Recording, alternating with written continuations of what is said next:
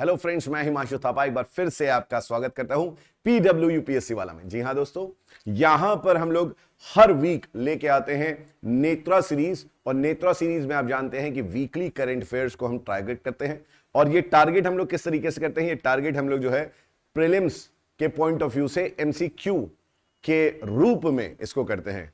तो आज without wasting time चलिए हम लोग अपनी जर्नी को स्टार्ट करते हैं और देखते हैं पहला हमारा क्वेश्चन क्या है और पहला करंट अफेयर्स हमने कौन सा कवर करा है। तो यहां पर आप क्वेश्चन देख सकते हैं, which of the following has written the book Silappatikaram. ठीक है, शिलापाथीकरम किसने लिखी है। ठीक है, तो ऑप्शन आपका यहां पर है सीथालाई, इलांगो अडिगल, शूद्रक या विशाखदत्त। ठीक है, तो आइए देखते हैं इसका आंसर क्या है, और आप सबको आंसर मालूम होगा। इसका आंसर है Silappatikaram, the earliest epic poem in Tamil written in the 5th-6th century AD by Ilango Adigal. ठीक है भाई, याद रखिएगा इलांगो अडिगल, इलांगो अडिगल ने इसको लिखा था। वहीं अगर हम लोग बात करें यहां पर एक देखिए आप मनी मैकेलाई जो थी, ये 2nd सेंचुरी में एक बुद्धिस्ट पोयम है जिनका नाम क्या है, सीथालाई साथनार। ठीक है, याद रखिएगा सीथालाई साथनार थे, उन्होंने यहां पर क्या कर रखा है, उन्होंने लिख रखी है मनी मैकेलाई। इसी की तरह से बहुत फेमस आपका मिच्छकटिकम। ठीक है, ये संस्कृत है, ये मिच्छकटिकम किसने लिखा है, ये शूद्रक ने लिखा है। ये बहुत ही फेमस आप कह सकते हैं आपका ड्रामा था, संस्कृत ड्रामा। और दूसरा था मुद्रा राक्षस। मुद्रा राक्षस एक प्ले था, संस्कृत प्ले था, जो कि विशाखदत्त ने लिखा था। किसने लिखा था, विशाखदत्त। तो ये बहुत ही इंपॉर्टेंट आपका पहला करंट में ये न्यूज रहा है, हम लोग ने कवर करा है। ठीक है, अब यहां पर दूसरा स्टेटमेंट आपका क्या है, the fast breeder reactors are special kind of reactors that generate more atomic fuel than they consume as they work। ठीक है, तो यहां पर बोल रहे हैं कि जो ये फास्ट ब्रीडर रिएक्टर्स हैं, ठीक है, वो एक स्पेशल काइंड के रिएक्टर्स हैं आपके। और बेसिकली ये क्या कर रहे हैं, ये कर रहे हैं that generate more atomic fuel than they consume। तो ये ऐसे जनरेटर हैं, आप कह सकते हैं ऐसे रिएक्टर्स हैं ये, जो बेसिकली क्या कर रहे हैं, ये हमारा न्यूक्लियर फिजन यहां पर ज्यादा तेज हो रहा है। न्यूक्लियर फिजन की जो रिएक्शन है वो ज्यादा तेज हो रही है, ऐसा ये बोल रहे हैं। Kudankulam nuclear power plant is the largest nuclear plant station in India where a fast breeder reactor is used. तो देखते हैं क्या दोनों सही हैं या दोनों गलत हैं। यहां पर हम देखेंगे तो a fast breeder reactor is a nuclear reactor that uses fast neutrons to generate more nuclear fuels than they consume while generating power. ठीक है, तो ये पहला स्टेटमेंट जो आपका है वो एकदम करेक्ट है। ठीक है, nuclear fusion by fast neutrons causes the increase in neutron generated. तो यहां पर जो न्यूक्लियर फ्यूजन हो रहा है उसकी वजह से क्या हो रहा है, उसकी वजह से इंक्रीज हो रहा है किसमें, न्यूट्रॉन्स में आपका इंक्रीज हो रहा है। ठीक है, अब इसके बाद अगर हम लोग बात करेंगे यहां पर, तो दूसरी चीज इसे में लिखी हुई है, an increase number of neutron causes a higher proportion of uranium 238 to convert into plutonium 239 and yields more plutonium than the original nuclear fuel। ठीक है, तो पहला स्टेटमेंट आपका एकदम सही है यहां पर। इसके बाद समझिएगा आप यहां पर बहुत इंपॉर्टेंट चीज क्या है कि the 500 megawatt prototype fast breeder reactor at Kalpakkam, and ये कलपक्कम में है ना, और याद रखिएगा ये कुंदनकुलम में नहीं है। ठीक है, Kalpakkam is likely to be operational in 2024। तो याद रखिएगा 2024 में जो आपका कलपक्कम है, कलपक्कम में आपको दिखने वाला है क्या, आपको दिखने वाला है फास्ट ब्रीडर रिएक्टर। ठीक है, और ना कि कुंडमकुलम में। तो Kudankulam is the first and only NPP nuclear power plant to use pressurised water reactor, PWR technology. तो कुंडमकुलम में क्या हो रहा है, प्रेशराइज्ड आपका जो वाटर रिएक्टर है वो यूज हो रहा है। Operates like a pressure cooker where a lid is tightly placed over a pot of heated water, causing the pressure inside to increase the temperature in, ठीक है, because the steam cannot escape, so the temperature increases and the pressure increases, keeping the water from boiling at usual 100 degree centigrade. तो जो दूसरा statement है आपका वो गलत है। तो यहां पर क्या है, कलपक्कम है, यहां पर क्या है, इट इज कलपक्कम। ये आपका सही आंसर क्या होना चाहिए, कलपक्कम होना चाहिए। ठीक है, सही आंसर कलपक्कम होना चाहिए। अब हम लोग यहां पर अगर बात करें तो यहां पर देखिए विद रेफरेंस टू अग्नि 5, अग्नि 5 है, अग्नि 5 पे कुछ आपके न्यूज में अग्नि 5 रहा है, तो देख लेते हैं क्या बात है। अग्नि 5 uses a 3 stage solid fuel engine. ठीक है। तो अग्नि 5 जो है ये बेसिकली क्या कर रहा है, ये आपका सॉलिड फ्यूल्ड इंजन यूज कर रहा है 3 स्टेज का, याद रखिएगा 3 स्टेज का, and is capable of striking targets as at ranges up to 5000 kilometre. तो 5000 किलोमीटर तक जो है इसकी रेंज है, ऐसा ही बोला जा रहा है, with a very high degree of accuracy. तो हम लोग देखते हैं ये सही स्टेटमेंट है कि नहीं बाद में। It is a fire and forgot missile, ठीक है, फायर एंड फॉरगेट मिसाइल है ये, दागो और भूल जाओ, ठीक है, which can not be stopped without an interceptor missile, जो कि इंटरसेप्टर मिसाइल के साथ ही आपका क्या हो सकता है, ये आप कह सकते हैं कि आपका रोका जा सकता है, ठीक है। Ballistic missiles are powered by air breathing engines that provide almost continuous propulsion along a low level flight plan, ठीक है। तो यहां पर यह बात करी गई है कि जो बैलिस्टिक मिसाइल्स होते हैं, ठीक है, वो आपका लो लेवल फ्लाइट पाथ आपका फॉलो करते हैं, ठीक है, और इनमें they are powered by air breathing engines that provide almost continuous propulsion. तो देखते हैं कि ये क्या है, इसमें कौन कौन सी चीजें सही हैं। तो अगर हम लोग पहले बात करें यहां पर, तो ये चीज याद रखिएगा कि इसकी रेंज जो है वो 5000 किलोमीटर है, बहुत दूरी तक इसकी मारक क्षमता है, ठीक है, and it is a very high degree of accuracy, बहुत तगड़ी इसकी एक्यूरेसी है, प्लस ये याद रखिएगा 3 स्टेज सॉलिड फ्यूल आपका इंजन यूज करता है, 3 स्टेज, 3 स्टेज में आपके फ्यूल्स जो है यूज होते हैं। अग्नि 5 is a fire and forgot missile that can not B retreated और डाइवर्टेड। तो ये एकदम सही बात है ना, इंटरसेप्टर होगा तभी आप इसको रोक सकते हैं, अदरवाइज ये क्या होगा, ये आपने एक बार छोड़ दिया, दाग दिया तो बस निकल गया, है ना। दूसरी चीज यहां पर, ballistic missiles are powered initially by a rocket और a series of rockets in stage, but then follow an unpowered trajectory that arches upward before descending to reach its intended target. Ballistic missiles can carry either nuclear or conventional warhead. तो ये आपका third statement जो है, third statement आपका क्या है, ये गलत है, ठीक है, थर्ड स्टेटमेंट आपका क्या है, दिस इज रॉन्ग। अब आती है बात आपकी क्या, यूएन सेक्रेटरी काउंसिल के बारे में, ठीक है।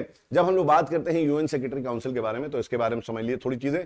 अ retiring member of the UN secretary council shall not be eligible for immediate re-election, ठीक है। तो ऐसा बोला गया है कि जो हमारे रिटायरिंग मेंबर होते हैं, जो रिटायर हो जाते हैं मेंबर यूएन सिक्योरिटी काउंसिल के, वो फिर से तुरंत इलेक्शन नहीं लड़ सकते, इमीडिएट इलेक्शन, है ना। देखते हैं ये सही है कि गलत है। फिर UN member nation can be elected as non permanent member of UNSC any number of times, ठीक है। तो यहां पर बोला गया है कि जो एक यूएन मेंबर होता है, यूएन मेंबर नेशन होता है, ये नॉन परमानेंट मेंबर कितनी भी बार, अनगिनत बार आप कह लो, है ना, एन नंबर ऑफ टाइम्स आपका ये सेलेक्ट हो सकता है ना, या इलेक्ट हो सकता है। The president of the UNSC is always elected among the permanent member of the UNSC, ठीक है। तो यहां पर बोला गया है कि यूएन सिक्योरिटी काउंसिल का जो प्रेसिडेंट है वो हमेशा इसका जो परमानेंट मेंबर्स है वहीं से आएगा। तो देखते हैं इसमें क्या चीजें सही हैं आपकी। Non permanent members of the UNSC can be elected any number of times but are not eligible for immediate re-election. तो पहला और दूसरा स्टेटमेंट आपका क्या है, एकदम सही है। तुरंत आप जो आपका फिर से री इलेक्शन होता है, तुरंत इमीडिएट री इलेक्शन के लिए आप नहीं कर सकते हैं। और जो आपका, आप यहां पर बात करें कि एनी नंबर ऑफ टाइम्स, तो ये कई बार आपका जो है इलेक्ट हो सकता है, ठीक है। तो पहला दूसरा स्टेटमेंट सही है।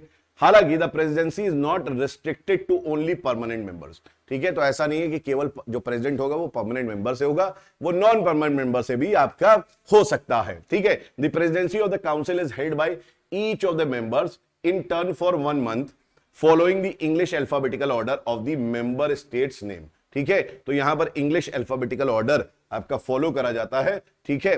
और ये आपका थर्ड स्टेटमेंट को क्या कर रहा है, गलत बताता है इस तरीके से।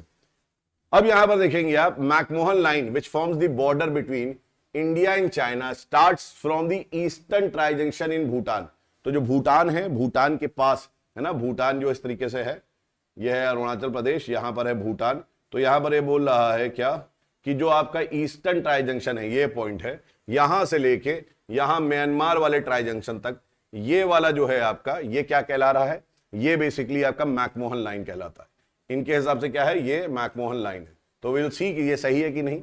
India's largest Buddhist monastery in Tawang is in Tawang Arunachal Pradesh. ठीक है, याद रखिएगा कि अगर भारत के बारे में हम लोग बात करें, बुद्धिस्ट मॉनेस्ट्री की बात करें, तो बुद्धिस्ट मॉनेस्ट्री कई जगह पे है ना। जैसे आप धर्मशाला में भी आपके बुद्धिस्ट मॉनेस्ट्री है, जहां पर आप जानते हैं दलाई लामा रहते हैं, लेकिन आपका यहां पर भी बुद्धिस्ट मॉनेस्ट्री है तवांग अरुणाचल प्रदेश में। ठीक है, तवांग वैली जो है हमारी। तो देखते हैं दोनों स्टेटमेंट क्या सही है। तो यहां पर आपको पता चलेगा कि जो मैकमोहन लाइन है, मैकमोहन लाइन एक क्लियर बाउंड्री लाइन है किसके बीच में, इंडिया और चाइना के बीच में, है ना, जो कि नॉर्थ ईस्ट में है और जो कि कहां से स्टार्ट होती है, ईस्टर्न ट्राई जंक्शन भूटान से स्टार्ट होती है और कहां तक जाती है, म्यांमार ट्राई जंक्शन तक जाती है, जहां पर तिब्बत, म्यांमार और इंडिया मिलते हैं। तो जो मैंने बनाया डायग्राम वो एकदम सही है, मतलब स्टेटमेंट आपका एकदम सही है। इस लाइन का नाम जो है, इस लाइन का नाम किसने दिया, सर हेनरी मैकमोहन ने दिया। ठीक है, देन फॉरेन सेक्रेटरी, उस समय वो फॉरेन सेक्रेटरी थे जब इस लाइन का निर्धारण हुआ इन दी गवर्नमेंट ऑफ ब्रिटिश इंडिया। उस समय ब्रिटिश इंडिया जो थी, ब्रिटिश इंडिया थी, ब्रिटिश इंडिया में ये उस समय फॉरेन सेक्रेटरी थे सर हेनरी मैकमोहन, इन्होंने इसके बारे में बात करी। The length of this line is 890 kilometre. ठीक है, याद रखिएगा इसकी जो लेंथ है वो 890 किलोमीटर है।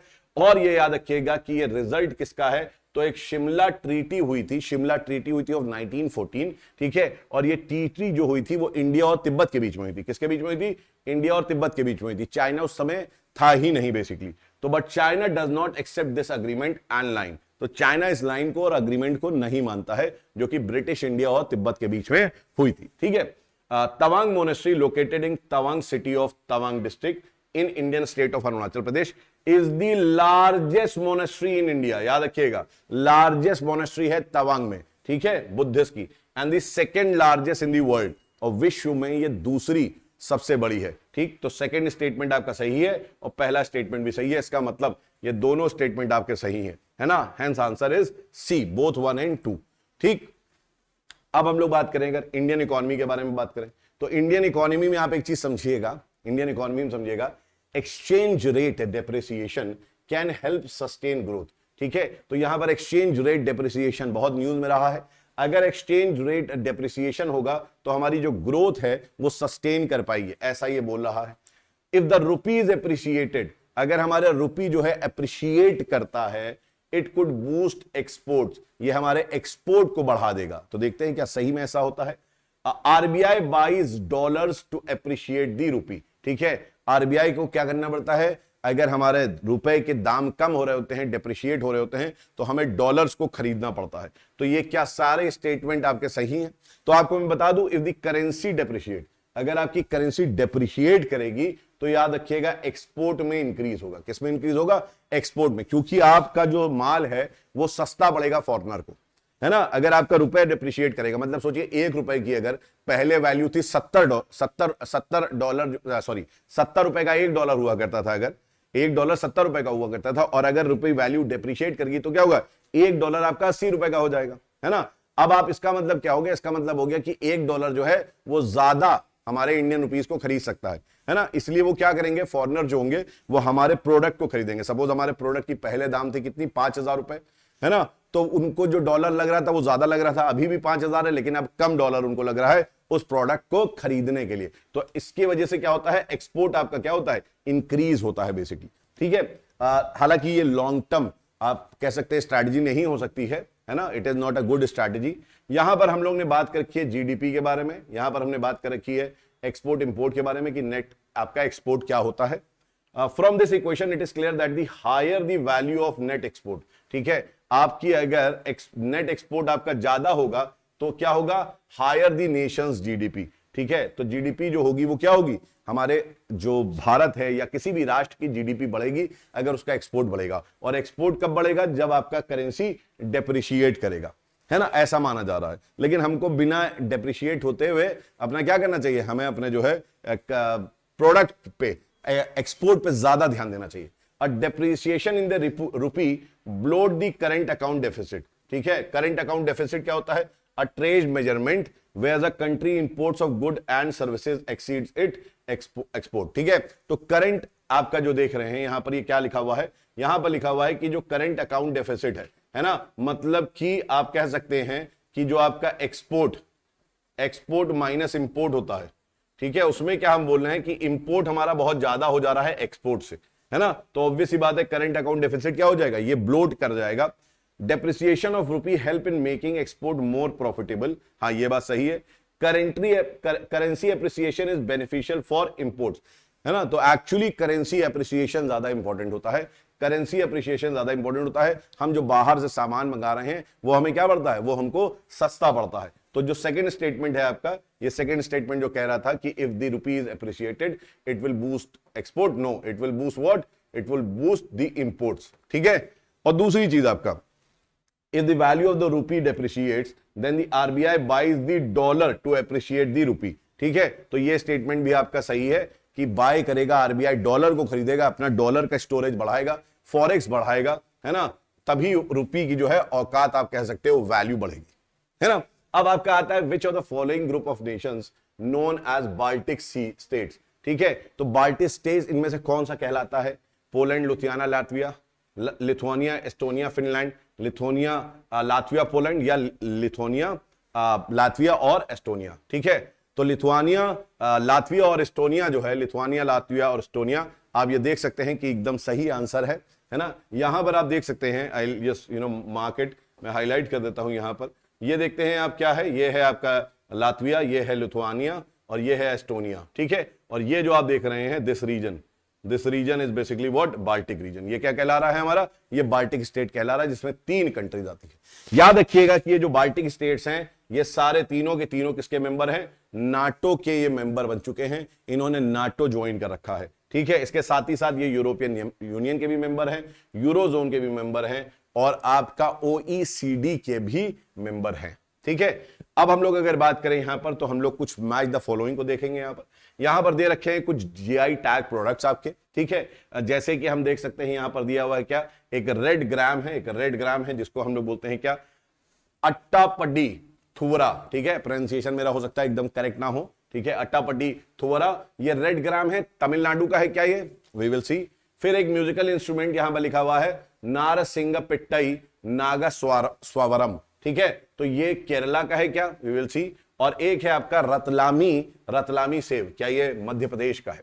तो यहां पर हम लोग देख लेते हैं, यहां पर आपको पता चल जाएगा कि यहां पर आप कह सकते हैं कि recently 5 agriculture products of Kerala have been given granted GI status, geographical indication status जो है केरला के अभी 5 आप कह सकते हैं एग्रीकल्चर प्रोडक्ट्स हैं जिनको दिया गया है। अटापड्डी अटू कोम्बू अवरा, ठीक है, जिसको बोलते हैं बीन्स, ठीक है। फिर है आपका अटापड्डी थोवरा जिसको बोलते हैं रेड ग्राम्स। फिर है आपका उन्ना कुटरा इल्लू जिसको बोलते हैं सेसमे मतलब तिल। फिर है आपका कंथलूर वाटावड़ा वेलुथुली जिसको गार्लिक बोलते हैं, ठीक है। और फिर है आपका कुडुनगलूर पोट्टुवेल्लरी, ठीक है, जिसको बोलते हैं स्नैप मेलन आपका। तो बेसिकली अगर हम लोग देखेंगे तो ये सारी आपकी चीजें हैं जिनको हमें मिला है क्या, जिनको मिला है जीआई टैग, जिनको क्या मिला है, जिनको मिला है जीआई टैग, ठीक है, जिनको जीआई टैग मिला है, जिनको जीआई टैग मिला है, ठीक है। फिर आपका है क्या यहां पर नारासिंगपेट्टई नागा स्वरम, ठीक है। ये क्या है आपका, ये क्लासिकल विंड इंस्ट्रूमेंट है that is traditionally made in a village near Kumbakonam Tamil Nadu में है आपका है, ठीक है। और फिर आपका क्या है, sev of Ratlam has been confirmed within the geographical indication status from MP, ठीक है। इसका मतलब आप देखेंगे अगर देखेंगे तो यहां पर ये क्या होना चाहिए, यहां पर ये होना चाहिए तमिलनाडु, राइट, और यहां पर ये होना चाहिए केरल, है ना। तो आपके 2 ऑप्शन सही नहीं है, केवल 3rd ऑप्शन सही है, मतलब कि only 1 pair is what correct, only 1 pair is correct, ठीक है। तो बी ऑप्शन इसका आंसर होगा, ठीक है। यहां पर क्या पूछा है, अच्छा नॉट करेक्टली पूछा हुआ है, यहां पर पूछा हुआ है नॉट करेक्टली मैच्ड, ठीक है। तो आपके 2 पेयर हैं जो कि करेक्टली मैच नहीं है, तो सी ऑप्शन होगा। यह देखना बहुत जरूरी है ना, कि नॉट पूछा है कि करेक्टली पूछा है। अब देखिएगा आप यहां पर आया है आपका consider the following statements, methanol has higher boiling point than ethanol. सही में क्या ऐसा है कि एथेनॉल का ज्यादा होता है, ठीक है, we will see. Ethanol is a consumable alcohol whereas methanol is highly poisonous. तो एथेनॉल जो होता है, एथेनॉल जो कि एक टाइप ऑफ एल्कोहल है, ये कंज्यूमेबल होता है शायद, देखते हैं, ठीक है, यहां पर हमको पता चलता है कि जो बॉइलिंग पॉइंट है एथेनॉल का वो हायर है किससे, मेथनॉल से। तो पहला स्टेटमेंट जो है आपका वो गलत है, मेथनॉल का हायर बॉइलिंग पॉइंट नहीं होता है, एथेनॉल का होता है। दूसरी चीज, only type of alcohol that humans can safely drink is ethanol, याद रखिएगा, है ना। तो पीना है अगर तो एथेनॉल, मेथनॉल ना पी लेना, क्योंकि मेथनॉल जो होता है वो हाईली पॉइजनस होता है। तो भैया एथेनॉल आज से, है ना, क्या पी रहे हो आज से, एथेनॉल पी रहे हो, ठीक है, ये याद रखना। The surface water and ocean topography, जिसको बोलते हैं short, short satellites have been launched bye European space agency in collaboration with ISRO. ठीक है, तो क्या सही में इसरो के साथ हुआ है, ऐसी क्या न्यूज आई है हमारे भारत में इसरो के साथ, वी विल सी, है ना। SWOT is the first satellite which will take a global survey of Earth's fresh water from space. ठीक है, तो आइए इसमें देखते हैं हम लोग यहां पर। SWOT has been jointly developed and managed by NASA, पहली चीज तो, and the French space agency Centre National d'Etudes, CNES, with contributions from Canadian Space Agency and UK Space Agency. ISRO का कहीं नाम नहीं है, इसरो का कहीं नाम नहीं है। बेसिकली इसमें मैनेज और डेवलप ये नासा के थ्रू करी गई है, और बहुत सारी फ्रेंच आपकी जो एजेंसी है उसके साथ इन्होंने काम करा है, जिसको CNES बोलते हैं, प्लस यूके की स्पेस एजेंसी और कनाडा की जो स्पेस एजेंसी है, इन्होंने इनकी मदद करी है। तो पहला स्टेटमेंट आपका गलत हो गया, इसरो नहीं है।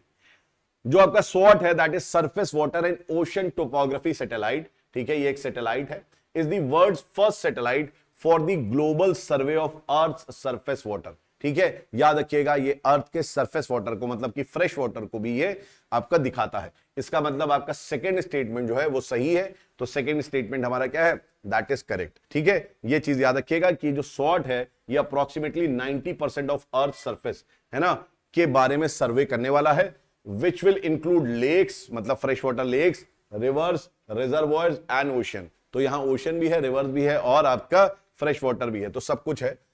अब यहां पर आता है कुछ एक्सरसाइजेस, मिलिट्री एक्सरसाइजेस इंडिया करती है ना। सूर्य किरण, आपने नाम सुना होगा सूर्य किरण के बारे में। तो ये सूर्य किरण किसके साथ होता है, श्रीलंका के साथ होता है क्या सूर्य किरण, वी विल सी। काजिंद जो है ये क्या कजाकिस्तान के साथ होता है, कजाकिस्तान और इंडिया, काजिंद देखते हैं। मैत्री क्या ये नेपाल के साथ होता है, और खंजर क्या ये किर्गिस्तान के साथ होता है। ये मैच करना है हमको, ये मैच करना है हमको। तो यहां पर देखते हैं, यहां पर आप देखेंगे जो 16th एडिशन है इंडो नेपाल जॉइंट ट्रेनिंग का एक्सरसाइज का, इसको बोलते हैं क्या, सूर्य किरण, है ना। सूर्य किरण का 16th एडिशन इस समय हो रहा है, ये होता है इंडिया और नेपाल के बीच में। ठीक है, और ये याद रखिएगा ये कहां पर हो रहा है, ये नेपाल में इस समय हो रहा है ना, जो कि नेपाल आर्मी बैटल स्कूल है सालझंडी करके, वहां पर हो रहा है। ठीक है, और ये अभी इत्तेफाक से आपका चल रहा है। The 6th edition of Indo Kazakhstan joint training exercise, जिसको हम बोलते हैं क्या, काजिंद। ठीक है, काजिंद आपका शेड्यूल्ड है कहां पर, ये भी इनफैक्ट चल रहा है कहां पर, उमरोई मेघालय में। तो एक नेपाल में हो रहा है सूर्य किरण, और जो काजिंद है वो मेघालय उमरोई में हो रहा है। मैत्री exercise, joint military exercise between India and Thailand है। ठीक है, याद रखिएगा मैत्री किसके बीच में है, ये थाईलैंड के साथ होती है, इंडिया और थाईलैंड के साथ। और जहां तक बात रही खंजर की, तो ये जॉइंट स्पेशल फोर्सेज एक्सरसाइज है किसके बीच में, आपका इंडिया और किर्गिस्तान के बीच में, इंडिया और किर्गिस्तान के बीच में। इसका मतलब यह है कि यहां पर ऑप्शन क्या होना चाहिए, यहां पर होना चाहिए नेपाल। सूर्य किरण किसके बीच में होता है, नेपाल, ये आपका सही है, कजाकिस्तान। मैत्री जो होता है वो किसके साथ होता है, थाईलैंड के साथ होता है। ठीक है, और किर्गिज जो खंजर है वो किर्गिस्तान के, मतलब कि 2 आपके जो हैं 2 सही है, किर्गिस्तान और कजाकिस्तान वाला सही है, श्रीलंका और नेपाल वाला गलत दिया हुआ है। तो आपका क्या ऑप्शन हो जाएगा, ओनली 2 पेयर्स आर करेक्ट। तो अच्छा, नॉट करेक्टली मैच्ड है, तो नॉट करेक्टली भी आपका 2 ही होंगे, नॉट करेक्टली भी आपका क्या होंगे, 2 होंगे, 2 आपके करेक्टली मैच नहीं है। एनी केस आपका जो आंसर होगा वो आंसर क्या होगा, वो आंसर आपका बी होगा। चलिए अब देखते हैं, यहां पर देखिए आप, यहां पर आपका क्वेश्चन कहता है कि Asola Bhatti wild life sanctuary sometimes mention in news is located where, Madhya Pradesh, Uttarakhand, Punjab या दिल्ली। ठीक है, तो जब मैं क्वेश्चन करता हूं ना, तो आप लोग ये रिकॉर्डेड वर्जन देखते हैं, तो आप लोगों को मैं बार बार बोलता हूं, हर वीडियो में बोलता हूं कि पॉज करो, अपने एक OMR शीट में भरो, देखो तुम लोग रिवीजन तभी सही हो रहा है, सही कर रहे हो आंसर की नहीं कर रहे हो, है ना। और पॉज करके जब मैं अब डिस्कशन कराने जा रहा हूं, तो आप देख लीजिए क्या, कि यहां पर आपको मालूम होगा कि दिल्ली हरियाणा बॉर्डर पर Asola Bhatti wild life sanctuary located है, जो कि सर्दर्न दिल्ली रिज में है। ठीक है, और ये सर्दर्न दिल्ली रिज जो है ये किसका पार्ट है, तो ये अरावली का पार्ट है। किसका पार्ट है, ये अरावली हिल्स का पार्ट है। ठीक है, अब नेक्स्ट क्वेश्चन अगर हम लोग देखेंगे तो यहां पर देखिए आप, ये क्वेश्चन बहुत आता है, ये कई बार क्वेश्चन आपका आता है, ठीक है। तो यहां पर क्वेश्चन क्या दिया हुआ है, क्वेश्चन दिया हुआ है व्हाइट चीक्ड डांसिंग फ्रॉग, ये एंडेंजर्ड स्पीशीज है क्या? अंडमान स्मूथ हाउंड शार्क, ये आपका क्रिटिकली एंडेंजर्ड है क्या? या आपका येलो हिमालयन फ्रिटिलरी है ना, ये आपका है फ्रिटिलरी प्लांट, ये वनरेबल है क्या? तो फ्रिटिलरी प्लांट, येलो हिमालयन वाला, अंडमान स्मूथ हाउंड शार्क और व्हाइट चीक डांसिंग फ्रॉग। इसमें अगर हम लोग देखेंगे तो आपको पता चलेगा क्या कि यहां पर जो हमारा व्हाइट चीक डांसिंग फ्रॉग है ये क्या है, ये एंडेंजर्ड है, ठीक है। जबकि आपका ये जो देख रहे हैं आप अंडमान स्मूथ हाउंड शार्क, ये वनरेबल है, ठीक है। और येलो हिमालयन फ्रिटिलरी प्लांट जो है आपका वो वनरेबल है, ठीक है। तो यहां पर आपके क्या है, यहां पर आपने देखा कि आपका एक जो है वो सही नहीं है, तो यहां पर नॉट करेक्टली मैच पूछा हुआ है, तो इसका मतलब आपका only one pair is not correctly match. तो आंसर क्या हो जाएगा, बी आपका आंसर हो जाना चाहिए, ठीक है। ये बी आंसर होना चाहिए। अगर क्वेश्चन पूछा है how many pair is given are not correctly match, तो एक आपका मैच नहीं है, तो it should be B answer. यहां सी लिखा हुआ है, बी होना चाहिए आंसर, ठीक है। चलिए, with reference to India's history, अब अगर हम लोग भारत के इतिहास के बारे में बात करें, ठीक है, Mahabhashya an ancient Sanskrit grammar book is written by scholar Panini. तो सही में क्या पनिनी ने महाभाष्य लिखा था, ठीक है। Panini is also known as father of linguistics in India. Panini was a contemporary of the Gupta dynasty of Magadh.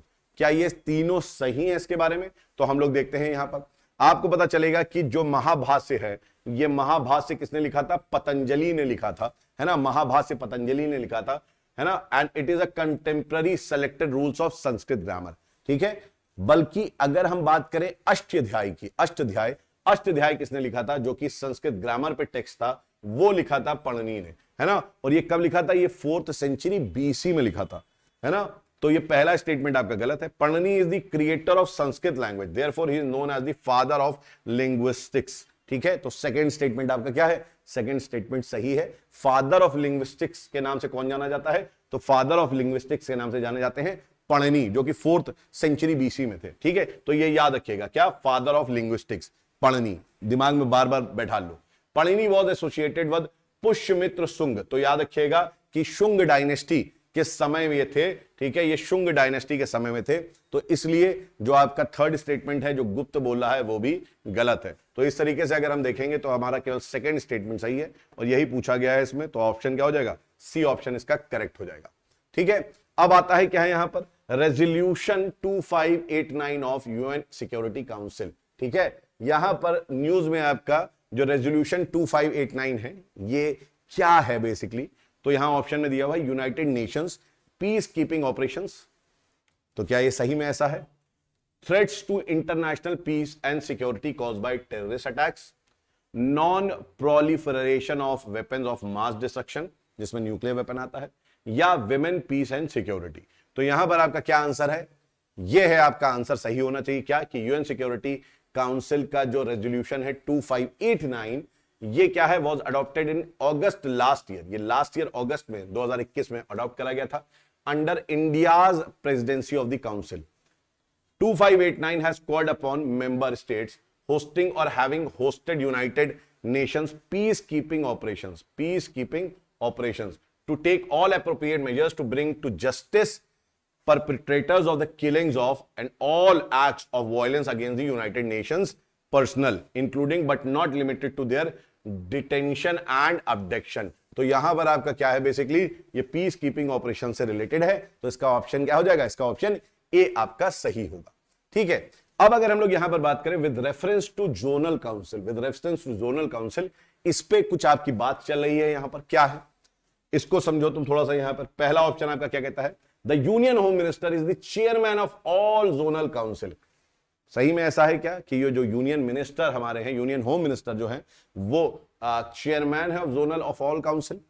Zonal council are established under article 263, क्या सही में ऐसा है कि इंडियन कॉन्स्टिट्यूशन के आर्टिकल 263 में जोनल काउंसिल के बारे में बात है। Its objective is to enable the centre and the state to cooperate and exchange ideas and experiences, ठीक है। तो ये तीनों में से देखते हैं क्या सही है, ठीक है। तो यहां आपको पता चलेगा the union home minister is the chairman of all zonal council, so statement 1 is correct. कितने जोनल काउंसिल्स हैं, तो यहां पर नॉर्दर्न, सेंट्रल, वेस्टर्न, ईस्टर्न और सदर जोनल काउंसिल है। ठीक है, the north eastern council was set up under the north eastern council act 1972। ठीक है, तो यहां पर याद रखिएगा स्टेटमेंट 2 आपका क्या है, स्टेटमेंट 2 आपका गलत है, आर्टिकल 263 से मतलब नहीं है। ठीक है, ये किससे हुआ है, नॉर्थ ईस्टर्न काउंसिल एक्ट 1972 से हुआ है। ऑब्जेक्टिव इसके क्या है, ऑब्जेक्टिव अगर आप देखेंगे तो ब्रिंगिंग आउट नेशनल इंटीग्रेशन। ठीक है, तो आपके राष्ट्रीय जो आपकी अखंडता है उसके बारे में बात है। Arresting the growth of acute state consciousness, regionalism, linguism and यहां पर आपकी जो आपकी ये बेसिक बातें हैं इसके बारे में बात करी गई। Enabling the centre and states to cooperate and exchange ideas and experiences, establishing a climate of cooperation among the states for successful and speedy execution of development project। तो ये एकदम सही है। यहां पर बात क्या बात है कि यहां पर जो सेंटर और स्टेट्स हैं ये कोऑपरेट करके अपने आइडियाज और एक्सचेंज करें एक्सपीरियंसेस को, तो इसका ये ऑब्जेक्टिव एकदम सही है। मतलब कि ये आपका गलत है और ये दोनों सही है, मतलब 1 और 3 सही है आपका, मतलब बी ऑप्शन आपका करेक्ट है यहां पर। ठीक है, चलिए, which of the following articles of the constitution is related to uniform civil code. तो ये बहुत ही ऑप्शन आपका क्लियर है। ठीक है, यहां पर ऑप्शन आपका क्लियर है 38, 40, 44, 48। तो आप जानते हैं कि 44 जो है हमारा, ये हमारे स्टेट्स को एंडीवर करता है to secure citizens a uniform civil code throughout the territory of India, है ना। 38 के बारे में बात करें तो डीपीएसपी में 38 क्या कहता है, direct the state to secure a social order for the promotion of welfare of people. ठीक है, तो यहां पर आपका अलग चीज के बारे में बात हो रही है। आर्टिकल 40 बात करता है विलेज पंचायत के बारे में। ठीक है, आर्टिकल 48 बात करता है banning animal slaughtering of cows and other milk and draught cattles. ठीक है, it further states to organise agriculture and animal husbandry on modern and scientific lines. ठीक है, तो ये आर्टिकल 48 बात करता है। तो यहां पर आंसर क्या हो जाएगा आपका, आर्टिकल 44 आपका इसका करेक्ट आंसर हो जाएगा। ठीक है, अब अगर हम लोग बात करें किसके बारे में, क्वांटम कंप्यूटिंग के बारे में बात करें, किसके बारे में बात कर रहे हैं, क्वांटम कंप्यूटिंग के बारे में अगर हम लोग बात कर रहे हैं तो यहां पर कुछ स्टेटमेंट समझिएगा। The qubit is the fundamental unit of quantum computing which is typically a particle like an electron। क्या सही में ऐसा है, right, we will come to this. जो आपका यहां पर क्वांटम कंप्यूटिंग है that can be used in any type of condition even if it is a physical shock. यहां पर भी हम यूज कर सकते हैं क्वांटम कंप्यूटिंग को, फिजिकल अगर शॉक है तो। The Indian government launched a national mission for quantum technologies and applications, जिनको हम बोलते हैं क्या, NMQTA इन 2020। ठीक है, तो आइए देखते हैं हम लोग यहां पर क्या स्टेटमेंट आपके सही है। पहला स्टेटमेंट आपका कहता है कि quantum bit is any bit made up of quantum system like an electron और फोटोन। तो पहला स्टेटमेंट आपका सही है। Just like classical bits a quantum bit must have 2 distinct states, 1 representing 0 and 1 representing 1। तो 0 और 1 में काम करता है। तो स्टेटमेंट आपका क्या है, पहला एकदम सही है ना। अब अगर हम लोग दूसरे के बारे में बात करें तो दूसरे में ध्यान से समझो। यहां बोला है qubit exists in superposition in specific conditions including a very low temperature with radiation shielding and protection against physical shock. ठीक है, तो यहां पर बोला गया है कि ये फिजिकल शॉक में भी काम करता है, नहीं, ये फिजिकल शॉक में काम नहीं कर पाता है। ठीक है, ये फिजिकल शॉक में काम नहीं कर पाता है। यहां पर आप देखेंगे tap your finger on the table and the state of bit sitting on it could collapse, है ना। तो शॉक पे काम ये नहीं कर पा रहा है। तो स्टेटमेंट 2 आपका क्या हो जाएगा, गलत हो जाएगा। बिकॉज मटीरियल और electromagnetic defects in the circuitry between qubits also gets corrupted, है ना, और वो करप्ट होके बायस रिजल्ट दे देती है, तो इसलिए कोलैप्स कर जाता है। वहीं अगर हम लोग बात करें यूनियन बजट हमारा जो था 2020-21 का, है ना, उसने प्रपोज करा है 8,000 crore on the national mission on quantum technologies and application for a period of 5 years। ठीक है, national mission on quantum technologies and application has been launched by the government of India. ठीक है, तो आपका थर्ड स्टेटमेंट जो है, third statement ये एकदम सही है कि जो इंडियन गवर्नमेंट है उसने नेशनल क्वांटम मिशन के बारे में बात करी और 2020 में 8,000 करोड़ का बजट भी इसके लिए लॉन्च करते वक्त रखा। अब बात करते हैं हम लोग दूसरे क्वेश्चन की। ड्यूरिंग दी, यहां पर है consider the following statement, during the imposition of model code of conduct election के टाइम पे in the election the cabinet meeting can not be held. तो जो हमारी कैबिनेट मीटिंग है वो मॉडल कोड ऑफ कंडक्ट के टाइम पे नहीं हो सकती है। तो ये सही है कि गलत, we will see. The model code of conduct is a set of guidelines for conduct during election passed by the parliament. ठीक है, तो क्या पार्लियामेंट पास करता है इसको? तो दोनों आपका क्या है यहां पर देखिए statement, there is no restriction on cabinet meetings during the imposition of model code of conduct. तो यहां पर आपका मॉडल कोड ऑफ कंडक्ट कोई भी पार्टी पावर में हो चाहे ना हो सकती है। ठीक है, but the minister of parties in power can not announce grants और न्यू स्कीम्स और प्रोजेक्ट्स। तो ये नहीं कि बस आपका चुनाव आने वाला है तो आप उसके बाद एक कुछ आपने अनुदान निकाल दिया, ग्रांट्स निकाल दिए, कोई आप स्कीम लॉन्च कर दे रहे हैं, है ना, कि भैया स्कीम लॉन्च कर दी हमने कि सारी महिलाएं जो हैं उनको फ्री में बस में यात्रा मिलेगी, है ना, या हमने अनाज बांटना चालू कर दिया गांव में, राइट। तो ऐसी स्कीम्स कुछ भी आपकी नहीं होंगी। वैसे अनाज से याद आया कि गवर्नमेंट ने बोला है 1 साल के लिए और वो एक्सटेंड कर रहे हैं अनाज को, इसका मतलब, और उन्होंने बोला है कि कोविड को मद्देनजर रखते हुए करा जा रहा है ना।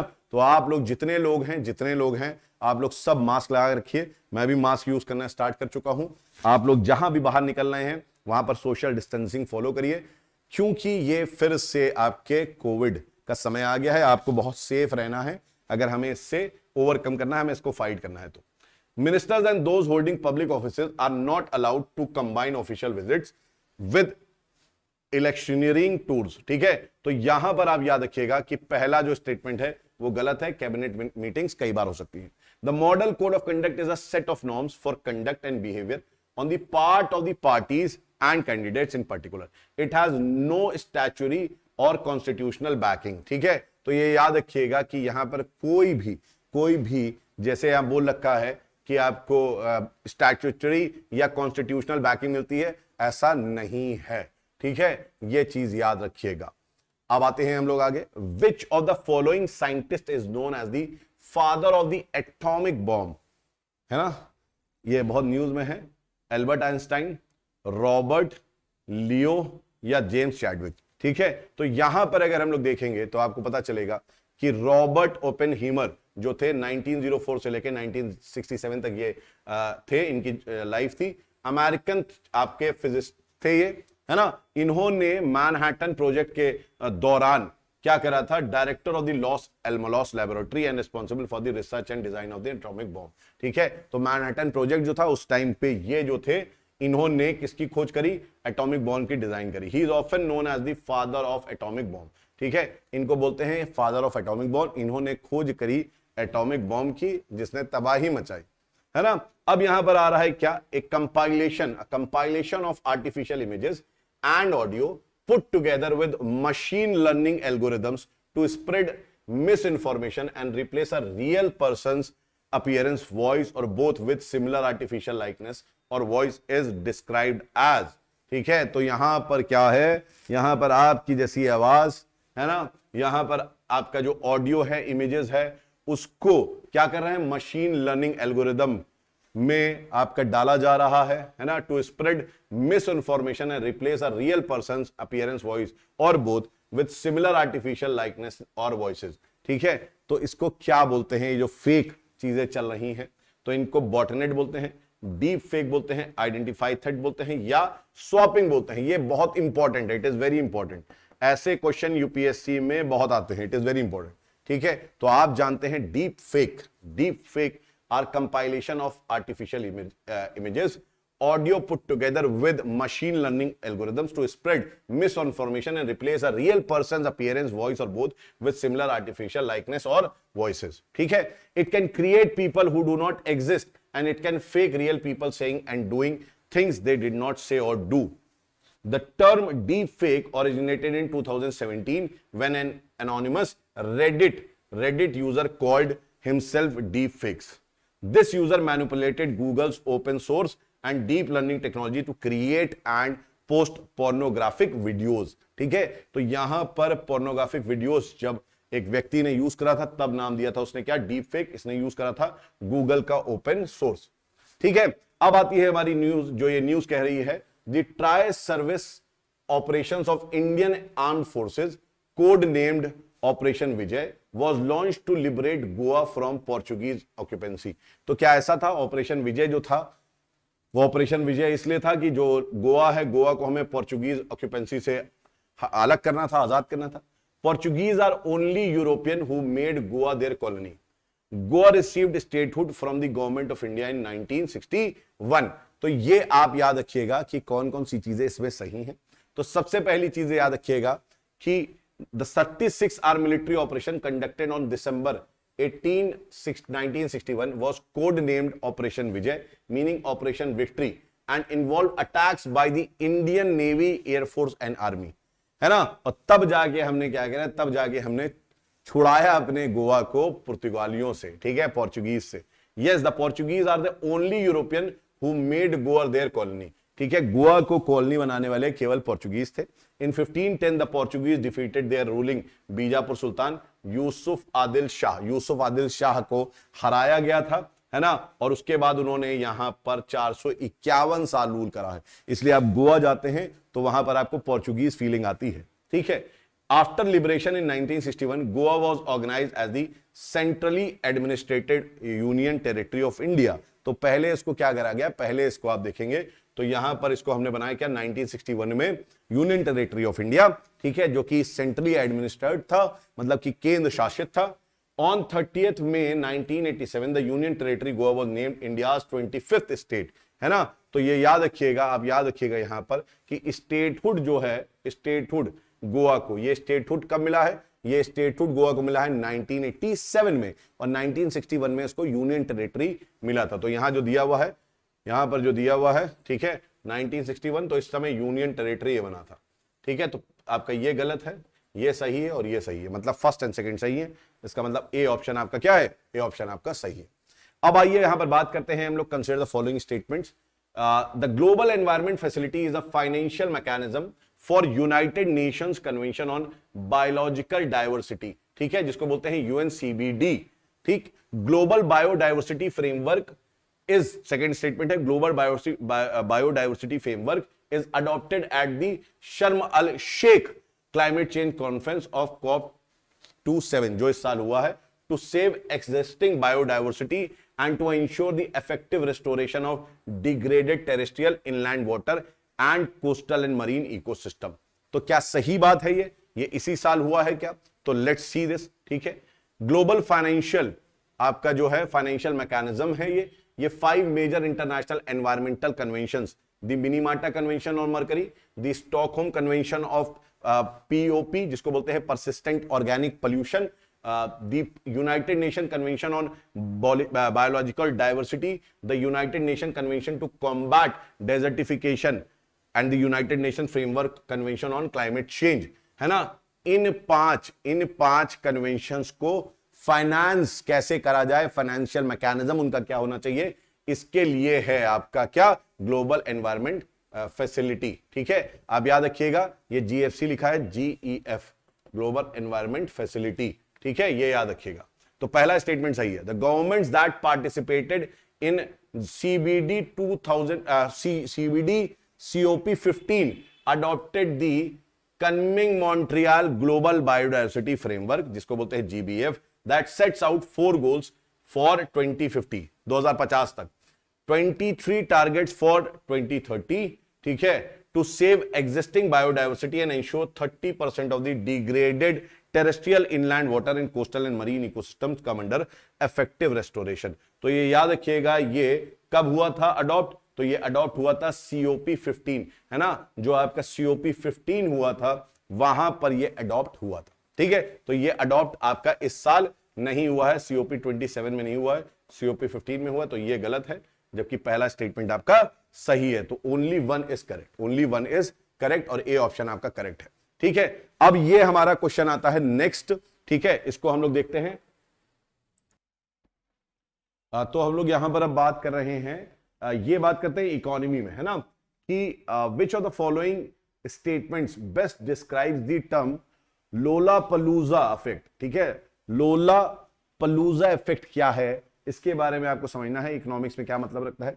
When facing an economic crisis consumers will be more willing to buy less costly luxury goods. क्या इसका मतलब यह है कि when facing an economic crisis, जब इकोनॉमिक क्राइसिस होगा तो जो हमारे कंज्यूमर हैं will be more willing to buy less costly luxury goods, मतलब कि जो आपके कॉस्टली नहीं है ऐसे लग्जरी गुड्स को खरीदना चाहेंगे।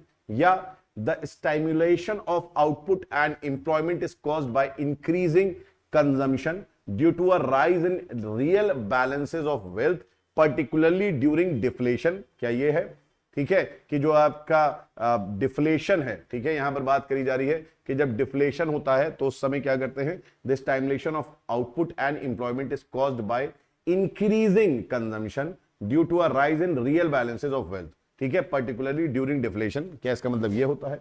या the change in spending accompanies a change in perceived wealth, या a confluence of factors acting together can lead to either largely positive or negative results। ठीक है, तो यहां पर अगर आप देखेंगे तो आखिरी स्टेटमेंट जो आपका है, that is a confluence of factors acting together that can lead to either largely positive or negative results। ठीक है, तो देखिए यहां पर क्या बात करी गई, Lollapalooza effect, it is basically means a confluence of factors acting together can be especially powerful drivers of human behavior and this can lead to both positive and negative results।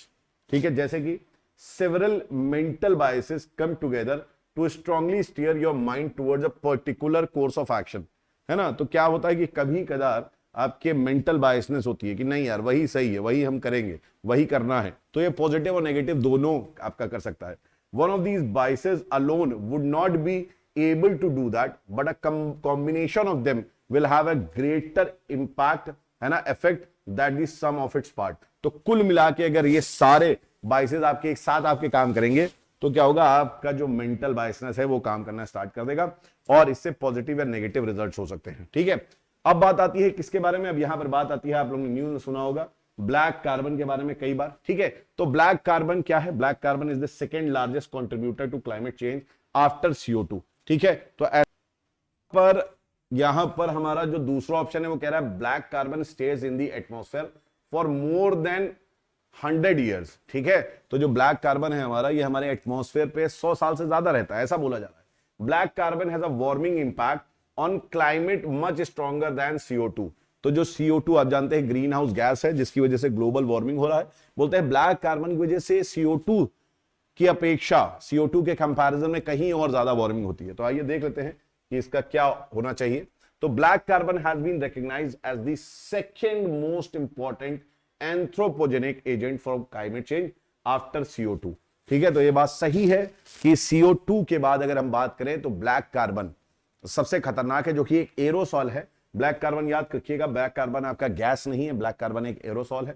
But unlike CO2 which can stay in the atmosphere for hundreds of or thousands of years, black carbon because it is a particle, क्या है, particle, particle है तो इसका wait होगा, remains in the atmosphere only for days to weeks before it returns to earth with rain or snow। ठीक है, तो याद रखिएगा ये बहुत दिनों तक हमारे एटमॉस्फेयर पे नहीं रहता, बहुत दिनों तक हमारे एटमॉस्फेयर में ये नहीं रहता।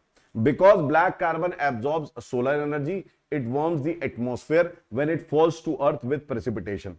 It darkens the surface of snow and ice, reducing their albedo, warming the snow and hastening to melt। तो बेसिकली यहां पर क्या बोलना चाह रहा है कि ये जो ब्लैक कार्बन है, ब्लैक कार्बन मतलब काले रंग का होगा, डार्क कलर का है ना, और ये स्नो के साथ, प्रेसिपिटेशन के साथ, बारिश के साथ जब ग्लेशियर्स में चला जाता है तो ग्लेशियर्स की जो व्हाइट सरफेस होती है ना, जो ग्लासी सरफेस होती है, ग्लास जैसी जो आपकी सरफेस होती है, उसमें ये जाके डिपॉजिट हो जाता है। डिपॉजिट हो जाता है तो होता क्या है, बेसिकली जो आपका रिफ्लेक्शन हो रहा था, सन की रेज जो पड़ रही थी ग्लास जैसे आइस में और रिफ्लेक्ट हो जा रही थी, अब वो नहीं हो रही है। अब जो है सन की रेडिएशन एब्जॉर्ब हो जा रही है, क्योंकि यहां पर जो आपके देख रहे हो ब्लैक कार्बन, वो आपके यहां पर डिपॉजिट हो गए जो कि काले रंग के हैं, और आप जानते हैं black colour absorbs more heat. तो इसका जो अल्बीडो है, मतलब कि रिफ्लेक्शन, जो सन से रेडिएशन आ रही है और रिफ्लेक्ट हो जा रही है, तो ये रेडिएशन जो है, ये आपका जो अल्बीडो जिसको हम बोलते हैं वो कम हो जाता है। ठीक है, याद रखिएगा ब्लैक कार्बन, इसीलिए ब्लैक कार्बन जो है वो ग्लोबल वार्मिंग को बढ़ाता है। ठीक है, plus black carbon has a warming impact of 460 to 1500 times stronger than CO2। ठीक है, तो ये बहुत ज्यादा आप कह सकते हैं ग्लोबल वार्मिंग के लिए रिस्पॉन्सिबल है। तो इस लिहाज से अगर हम देखेंगे तो यहां हमें पता चलेगा कि हमारा पहला स्टेटमेंट सही है। हाँ, ये जरूर है कि ये हंड्रेड्स ऑफ ईयर्स तक नहीं रहता है, ये भारी होता है, एरोसॉल होता है, गिर जाता है नीचे बारिश के साथ, राइट, और इसका क्लाइमेट पे ग्लोबल वार्मिंग इफेक्ट या वार्मिंग इफेक्ट बहुत ज्यादा होता है, CO2 से काफी ज्यादा होता है, ठीक है। तो आपका तीसरा स्टेटमेंट सही है, मतलब कि 1 and 3, that means your B option is correct, ठीक है। चलिए अब इसके बाद देखते हैं हम लोग, with reference to global minimum tax, ठीक है, ये कई बार आता है global minimum tax, consider the following statement. अब यहां पर याद रखिएगा कि global minimum tax is applicable to the only overseas profit of a multinational company, ठीक है। तो ग्लोबल मिनिमम टैक्स किसके ऊपर एप्लीकेबल होता है? It is applicable to the only overseas profit of multinational company. दूसरा, if a company pays GMT then they do not have to pay corporate tax, ठीक है। अगर कंपनी ग्लोबल मिनिमम टैक्स देती है तो उसको कॉर्पोरेट टैक्स नहीं देना होता है। आइए देखते हैं क्या इसमें सही है क्या गलत है।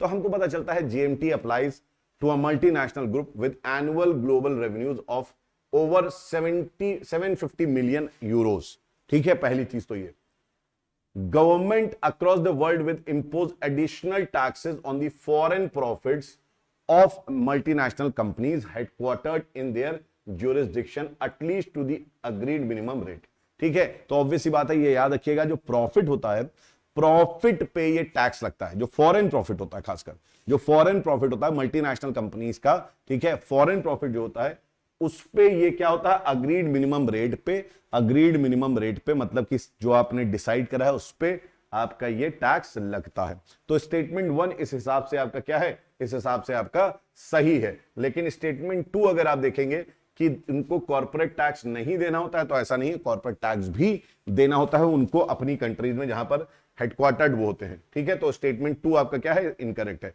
इसका मतलब केवल एक स्टेटमेंट आपका सही है, ए इसका करेक्ट ऑप्शन होगा, ठीक है। आइए अब देखते हैं हम लोग next question.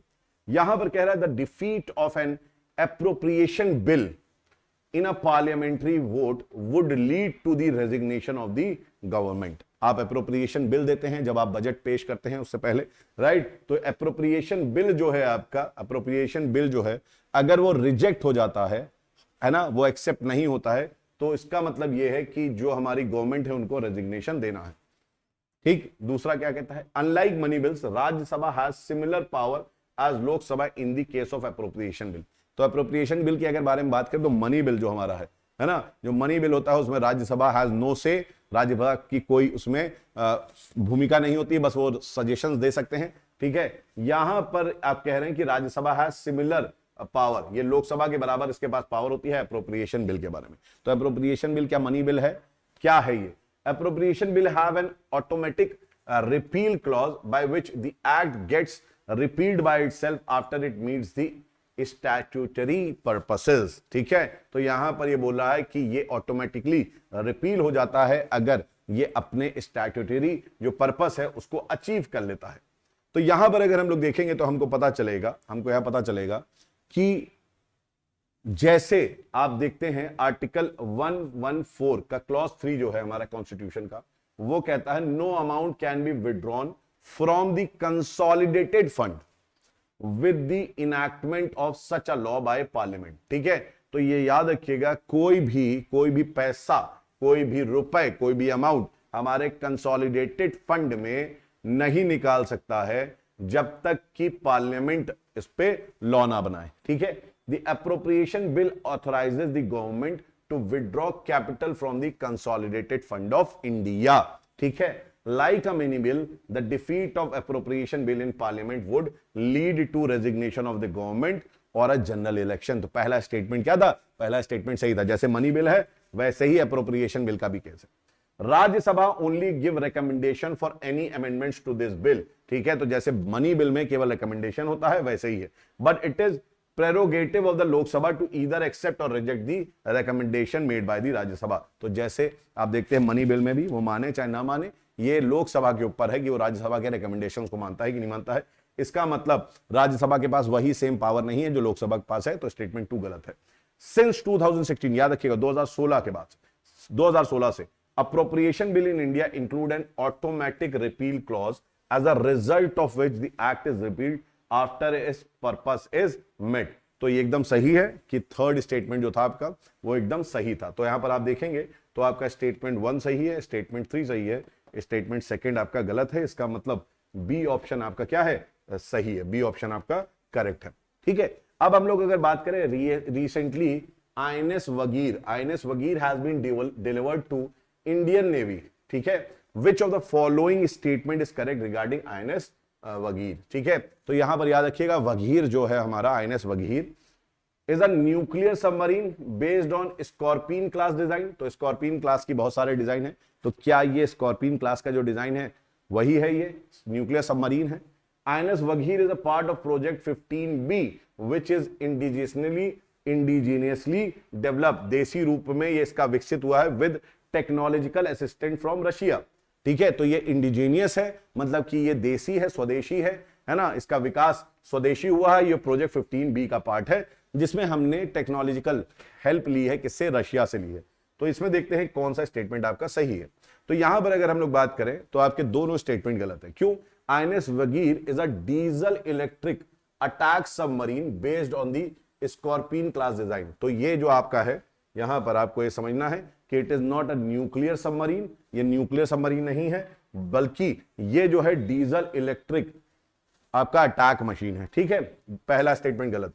Under project 75 6 submarine of the Scorpene design are being built at the Mazagon dock shipbuilders limited, ठीक है, in collaboration with naval group France, ठीक है। तो यहां पर याद रखिएगा कि ये जो बिल्ड स्कॉर्पियन डिजाइन की जो बनाई जा रही है वो फ्रांस की सहायता से बनाई जा रही है। और कहां बनाई जा रही है?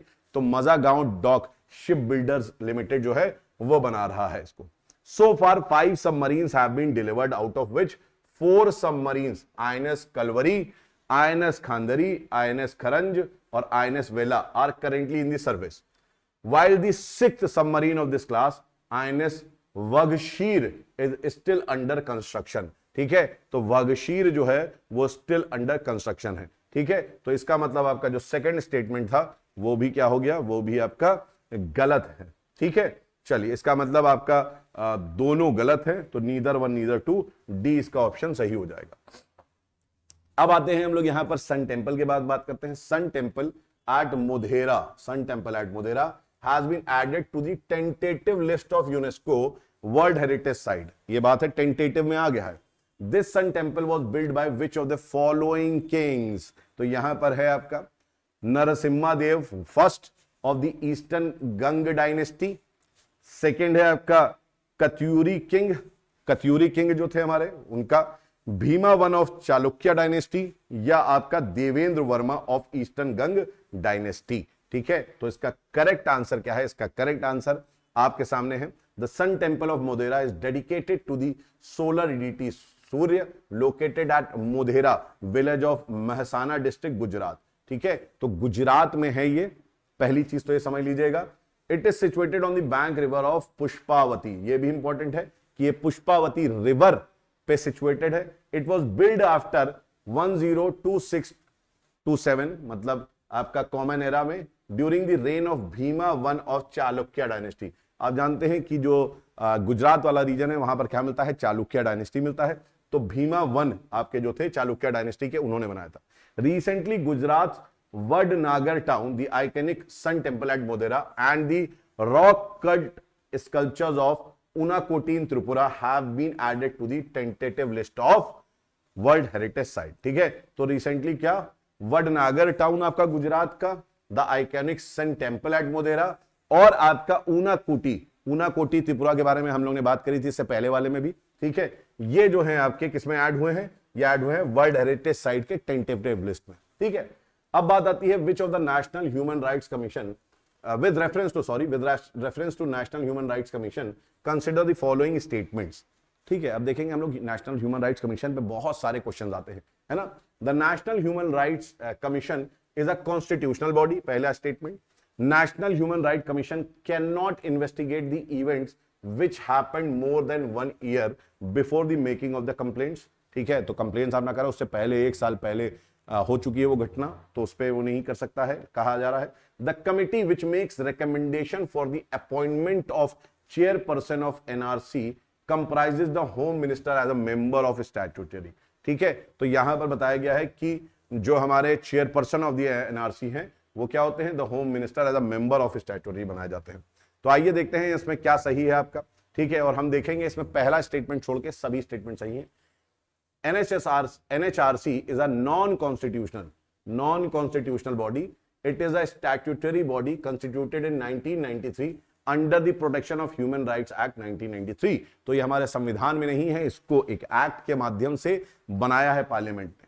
It consist of a chairman, 4 members and 4 ex officio members. ठीक है, तो 4 मेंबर होते हैं और 4 जो आपके हैं वो एक्स ऑफिशियो मेंबर्स होते हैं, मतलब कि परमानेंट होते हैं वो।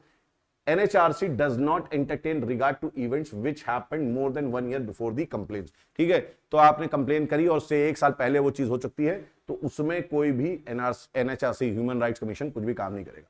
The chairperson and the member of the commission are appointed by the president on the basis of recommendation of a committee comprising. तो एक कमिटी है जो कि रिकमेंडेशन देती है और इसका अपॉइंटमेंट कौन करता है? इसका अपॉइंटमेंट करता है कौन? प्रेसिडेंट करता है, याद रखिएगा, इसके चेयरपर्सन को भी और मेंबर्स को भी। अब यहां पर आप रिकमेंडेशन कमेटी कौन कौन सी है? प्राइम मिनिस्टर इसके चेयरमैन है, चेयरपर्सन है। ठीक है, इस कमेटी के चेयरपर्सन प्रेसिडेंट, आप प्राइम मिनिस्टर हैं, है ना। स्पीकर ऑफ लोकसभा है, होम मिनिस्टर है, leader of opposition in Lok Sabha and Rajya Sabha है, और deputy chairman of Rajya Sabha as members. तो ये चीज याद रखिएगा कि यहां पर होम मिनिस्टर भी जो है वो भी इस कमेटी का क्या होता है? मेंबर होता है, जो कि प्रश्न में पूछा गया है यहां पर, क्या कि होम मिनिस्टर जो होता है वो मेंबर होता है। यस, होम मिनिस्टर होता है इसका मेंबर। स्पीकर ऑफ लोकसभा होते हैं, प्राइम मिनिस्टर होते हैं, राज्यसभा के जो आपके डिप्टी चेयरमैन होते हैं वो होते हैं, और जो आपके लीडर्स अपोजिशन होते हैं लोकसभा में और राज्यसभा में वो इसके मेंबर्स होते हैं। ठीक है, तो याद रखिएगा इस केस में आपका पहला स्टेटमेंट सही नहीं है, दूसरा स्टेटमेंट आपका सही है और तीसरा स्टेटमेंट भी सही है। तो 2 और 3 मतलब कि सी ऑप्शन इसका क्या होगा? करेक्ट होगा। ठीक है, चलिए अब हम बात करते हैं यहां पर with reference to district mineral foundation DMF scheme consider the following statements. तो यहां पर अब देखिए आपकी यहां पर एक स्कीम है जिसको बोलते हैं district mineral foundation, district mineral foundation. ठीक है, तो मतलब बेसिकली खनिज के बारे में यहां पर बात है। यहां पर देखिएगा ओडिशा क्योंझर डिस्ट्रिक्ट, क्योंझर डिस्ट्रिक्ट जो है वो मिनरल के लिए फेमस है। Keonjhar district in India's highest recipient of funds under the district mineral foundation DMF scheme. तो ऐसा बोला है कि ओडिशा का जो क्योंझर है उसको सबसे ज्यादा फंडिंग मिली है under district mineral foundation scheme. As per the mine and minerals development regulation amendment act 2015। ठीक है, तो यहां पर एक अमेंडमेंट एक्ट है, mine and mineral development regulation act 2015। Only 60% of the DMF fund will be spent on drinking water supply and education। ठीक है, तो यहां पर बोला गया 60% जो है वो इनमें होगा। तो देखते हैं कौन सा सही है। दोनों आपके बता दूं मैं सही है। क्योंझर डिस्ट्रिक्ट जो है उड़ीसा का वो सबसे ज्यादा फंड रिसीव करता है under this district mineral foundation scheme. ठीक है, और इसने अभी तक 3000 करोड़ जो है इस स्कीम में 7 साल में खर्च कर दिए हैं, है ना। दूसरी चीज, the total DMF fund collection is around 8840 crore. तो ऑब्वियसली बताइए उसमें से 3000 करोड़ किसने कर दिया है? 3000 करोड़ उड़ीसा के क्योंझर डिस्ट्रिक्ट ने कर दिया है। The states have to use 60% of their DMF fund for high priority sectors that is drinking water and education. तो यहां पर आप जानते हैं जो मिनरल वाली जगह होती है वहां पर पॉल्यूशन बहुत ज्यादा होता है, इसलिए एजुकेशन के लिए, ड्रिंकिंग के लिए, और आपका जो वहां पर आप कह सकते हैं फिजिकल जो आप कहते हैं वाटरशेड डेवलपमेंट है, एनर्जी और फिजिकल इंफ्रास्ट्रक्चर है, इसमें 40% का इनको खर्चा करना है। तो 60% किसके लिए है? 60% ड्रिंकिंग वाटर और एजुकेशन के लिए है। और यही बात बोली गई थी यहां पर कि ये जो है 60% अपना कहां पे स्पेंड करते हैं? ड्रिंकिंग वाटर सप्लाई में और एजुकेशन में स्पेंड करते हैं। तो दोनों स्टेटमेंट आपका सही है, इसका मतलब सी आंसर आपका सही है ना। चलिए अब देखते हैं दूसरा क्वेश्चन हमारा। दूसरा क्वेश्चन है to become the chief election commissioner of India. ठीक है, अब हम लोग फिर से पॉलिटी क्वेश्चन में आ रहे हैं। Chief election commissioner of India, a person must have at least 10 years of administrative career, 10 साल का एडमिनिस्ट्रेटिव करियर होना चाहिए इन दी गवर्नमेंट ऑफ इंडिया और दी स्टेट। तो ये बोलना है कि चीफ इलेक्शन कमिश्नर अगर आपको बनना है तो 10 साल का स्टेट में या सेंटर पे आपको एडमिनिस्ट्रेटिव करियर होना चाहिए। The election commissioner shall not B move from office except on the recommendation of the chief election commissioner. ठीक है, तो यहां पर बोला गया है जो इलेक्शन कमिश्नर है ये शैल not be remove from the office except on the recommendation of chief election commissioner. ठीक है, दूसरी ये बात बोली गई। फिर the election of vice president is conducted by election commission. तो यहां पर 3 चीजें हैं, देखते हैं तीनों में से कौन कौन सी चीजें आपकी सही हैं। तो आपको मैं बता दूं कि पहला स्टेटमेंट जो है in the constitution, no qualification is mentioned for the appointment of the election commissioner. पहली चीज तो ये कि कोई भी यहां पर क्वालिफिकेशन नहीं मेंशन करी गई है इलेक्शन कमिश्नर के लिए, ठीक है। दूसरी चीज, according to article 324 of the constitution, the chief election commissioner shall not be removed from his office except in the like manner and on the like grounds as the judge of the Supreme Court and any other election commissioner or a regional commissioner shall not be removed from the office except on the recommendation of the chief election commissioner। तो इसको कोई हटा नहीं सकता है जब तक कि चीफ इलेक्शन कमिश्नर ये रिकमेंडेशन ना दे, तब तक आप इलेक्शन कमिश्नर को हटा नहीं सकते।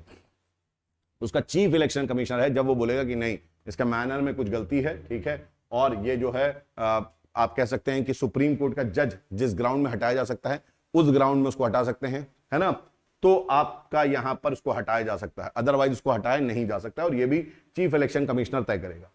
According to article 324, the superintendence direction and control of the preparation of electoral rolls for and the conduct of all election to the parliament, to the legislature of every state and of election of the offices of president and vice president held under this constitution shall be vested in the commission। तो याद रखिएगा जो एक commission है, ये commission किस किस का है, आप करा रहा है इलेक्शन, तो ये इलेक्शन करा रहा है यहां पर पार्लियामेंट से रिलेटेड, है ना, चाहे फिर पार्लियामेंट में कोई भी पार्लियामेंट हो, लेजिस्लेचर ऑफ स्टेट तो हमारे जो राज्य विधानसभा है ना, उनके आपके या कह सकते हो राज्य जो आपके विधानमंडल है उनके बारे में, और ये आपका प्रेसिडेंट का इलेक्शन कराता है प्लस वाइस प्रेसिडेंट का इलेक्शन कराता है। तो अगर आप देखेंगे इस तरीके से, तो इस तरीके से सेकंड आप थर्ड स्टेटमेंट आपका सही है, यही इलेक्शन कमिश्नर कराता है, ये स्टेटमेंट सेकंड भी सही है।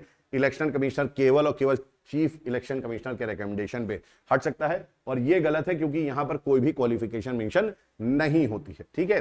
चलिए अब देखते हैं हम लोग, consider the following statement, every protected forest, national park and wildlife sanctuaries across the countries should have a mandatory eco-sensitive zone of a minimum of 1 kilometer starting from their demarcated boundary। तो यहां पर बोल रहे हैं जितने भी protected forest हैं, ऐसा ये बोल रहा है, सही है कि गलत, ऐसा ये बोल रहा है कि जो भी प्रोटेक्टेड फॉरेस्ट है, नेशनल पार्क हैं या वाइल्ड लाइफ सेंचुरीज हैं, ठीक है, उनके पास क्या होना चाहिए, मैंडेटरी एक इको सेंसिटिव जोन होना चाहिए जो कि लगभग 1 किलोमीटर का हो उनके डिमार्केटेड लैंड से। तो आप इको सेंसिटिव जोन जहां पर लोग ना जाएं, ठीक है। In an eco sensitive zone the use of renewable energy sources and the erection of electrical cables are not permitted, ठीक है, ऐसा बोला जा रहा है। चलिए देखते हैं कौन सा सही है यहां पर। In June 2022 supreme court directed that every protected forest, national parks and wild life sanctuaries across the country should have a mandatory ecosystem zone of minimum 1 kilometre starting from their demarcated boundaries, ठीक है। इसका मतलब पहला statement आपका क्या है, सही है, ठीक है। द ESZ मतलब eco sensitive zone could go up to 10 kilometre around a protected area as provided in the wildlife conservation strategy 2002। तो ये 1 से लेकर 10 किलोमीटर तक हो सकता है, बहुत बड़ा हो सकता है। The use of renewable energy source is permitted under eco sensitive zones, ठीक है। The erection of electric cables is in regulated activity under eco sensitive zone, ठीक है। तो ये आपका स्टेटमेंट गलत है क्योंकि यहां पर बोल रहा है कि ऐसा नहीं करा जा सकता है, परंतु ऐसा करा जा सकता है, परमिशन है। तो पहला स्टेटमेंट आपका सही है और दूसरा स्टेटमेंट आपका गलत है, मतलब कि only one is the correct option, ठीक है। चलिए अब अगर हम लोग यहां पर देखेंगे तो यहां पर क्या बोल रहा है, इन जूट अब हम लोग नेक्स्ट क्वेश्चन यहां देखेंगे तो यहां बोल रहा है justice BN Shri Krishna committee constituted by government of India in 2017 was related to what, किस चीज से संबंधित थी ये, ठीक है। तो यहां पर ये थी, पहला ऑप्शन आपका कह रहा है look into the need for a separate state of Telangana from Andhra Pradesh, सही में क्या ऐसा है। Prepare a data protection framework for India, probe the veracity of the allegation against the union government for its use of Israeli spyware Pegasus, या for the implementation of uniform civil code. तो यहां पर आपका answer जानते हैं आप क्या होगा कि जो BN श्री कृष्णा कमेटी थी ये इसलिए बनाई गई थी ताकि union government in 2017 to deliberate on a data protection framework, ठीक है। The committee has also propose a draft personal data protection bill, ठीक है। तो ऑप्शन आपका क्या हो जाएगा, ऑप्शन आपका बी सही हो जाएगा, to prepare a data protection framework for India. ठीक है, चलिए अब इसके बाद बात आती है यहां पर कुछ स्टेटमेंट है। Nominated members can not be elected as members of the panel of vice chairman of Rajya Sabha. तो यहां पर बोल रहे हैं जो मनोनीत होते हैं, नॉमिनी होते हैं, नॉमिनेटेड होते हैं, वो आपके क्या नहीं हो सकते हैं, वो पैनल में नहीं आ सकते हैं of what, vice chairperson of Rajya Sabha, वैसे आप नहीं सेलेक्ट हो सकते हैं।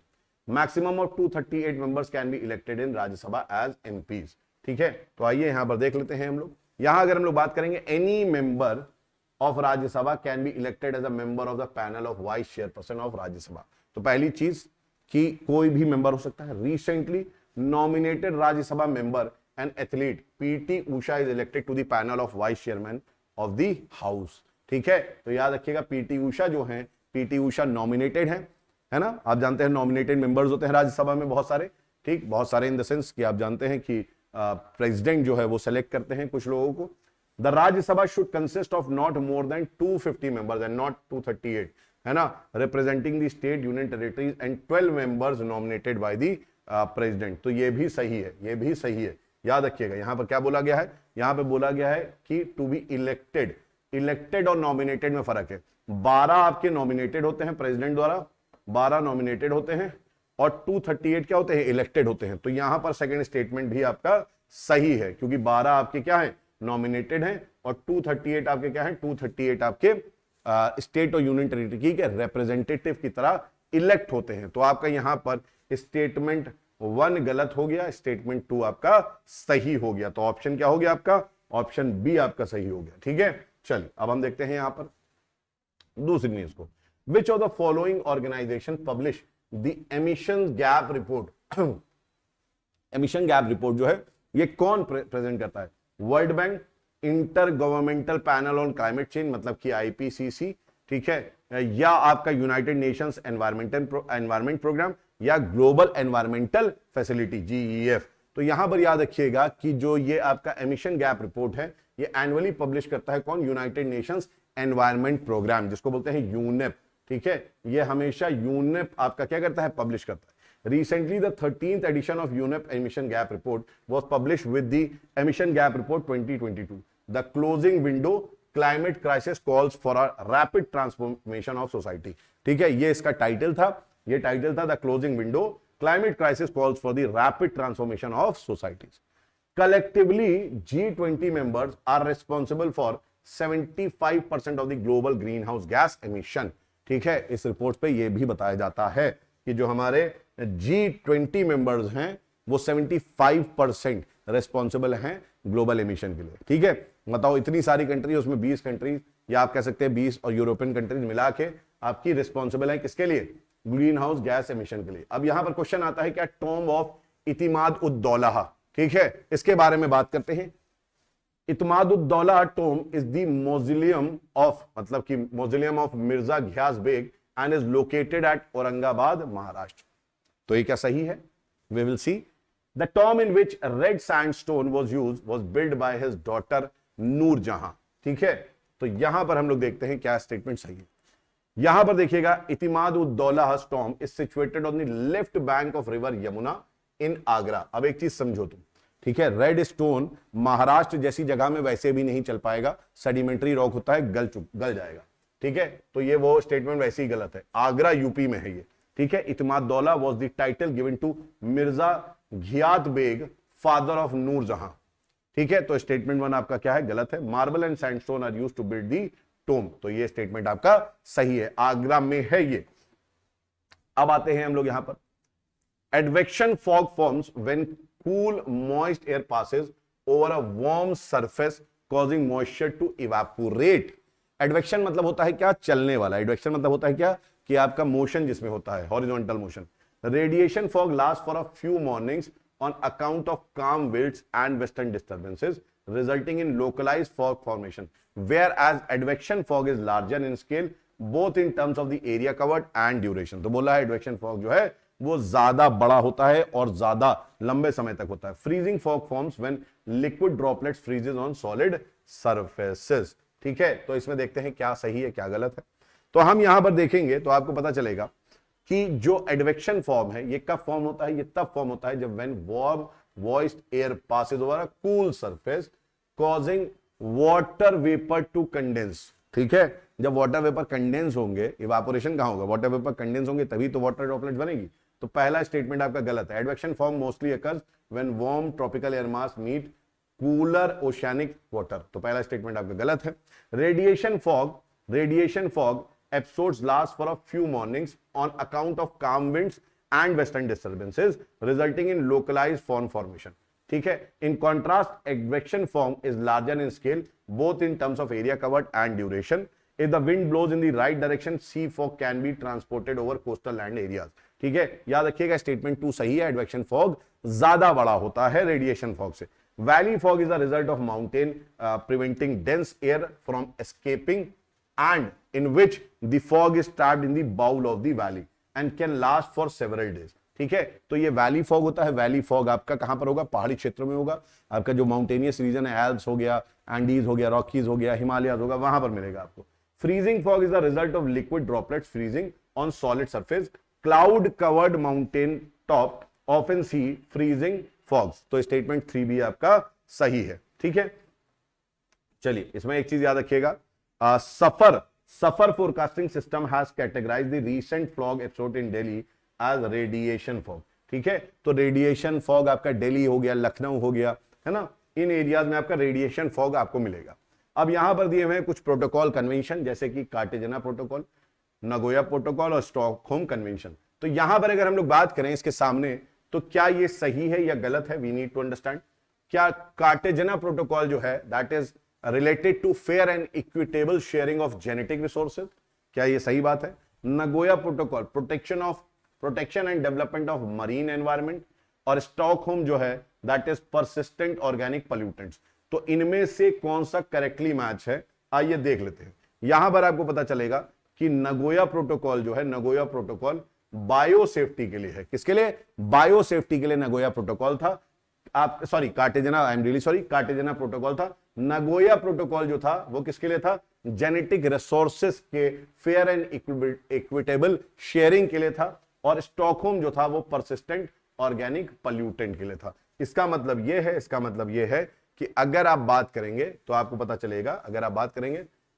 चलेगा, राइट, कि यहां पर हमारा पहला गलत है, सेकंड गलत है, मतलब एक केवल सही है ना। तो only when one pair is correct. ठीक है, यहां पर केवल आपका क्या है, only one pair is correct. तो यहां पर आप देखेंगे तो वहां पर लिखा हुआ है कि ए ऑप्शन है, ए नहीं है इसका आंसर होगा क्या, इसका आंसर होगा only one pair, B option इसका होगा सही। ठीक है, तो उसको सही कर लीजिएगा। North east frontier agency NEFA sometimes mentioned in the news was या an army regiment in northeast India, NEFA, separatist or insurgent group of Assam, the old name of Arunachal Pradesh, या border security forces of Indian Tibetan border। तो आप सबको मालूम है इसका answer क्या है, इसका आंसर है in 1972 Arunachal Pradesh was known as Northeast Frontier Agency, NEFA। in 1972 it also gained the status of Union Territory and in 1987 it got the statehood, तो ये राज्य बन गया। ठीक है, तो अरुणाचल प्रदेश का नाम जो था वो क्या था, अरुणाचल प्रदेश का नाम था नेफा। ठीक है, ये आप सबको मालूम होगा, और 1987 में ये बन गया स्टेट।